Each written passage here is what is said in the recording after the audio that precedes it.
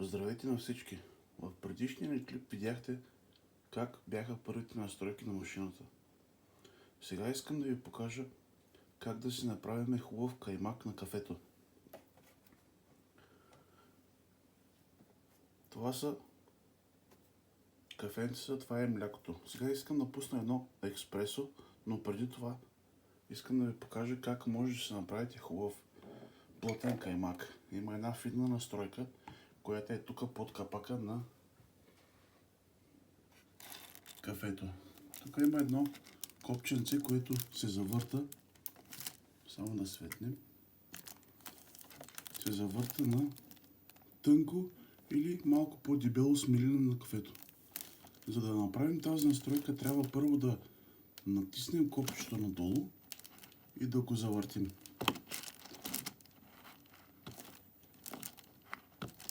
Ето така. Зависи от вашите предпочитания. Аз съм го направил на най-тънкото. Да смила най-тънко кафето. Така каймака е по-хубав, по-плътен. Сега ще ви покажа как изглежда след настройките самото кафе. Така, избираме се експресо. Милилитри сте ги избрахме. 90 мл. Това е колко кафе да ви смели.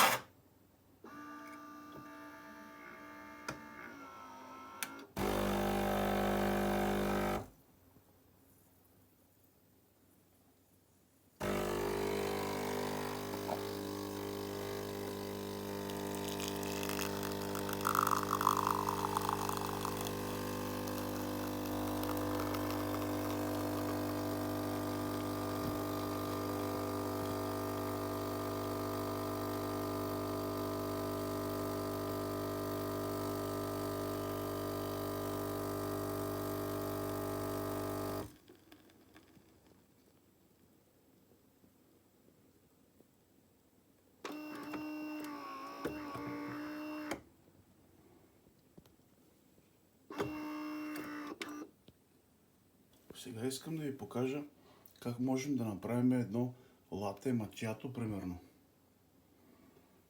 Каничката за мляко, това е, предварително си сложих мляко вътре. Поставям я така леко повдигната отгоре и леко понатискаме отдолу. Така, това да вдигаме, чашката е голяма. Нека да видим сега как ще се справя.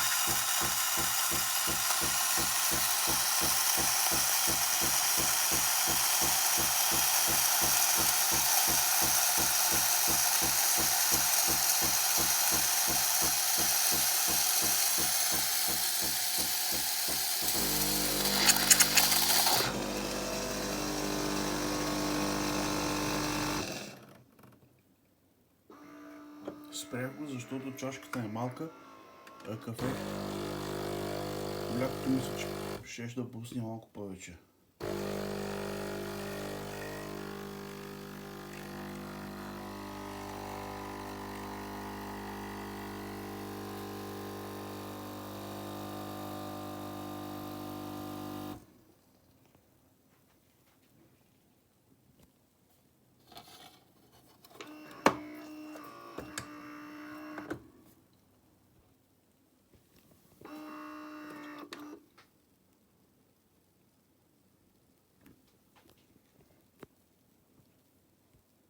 Това е. Благодаря много.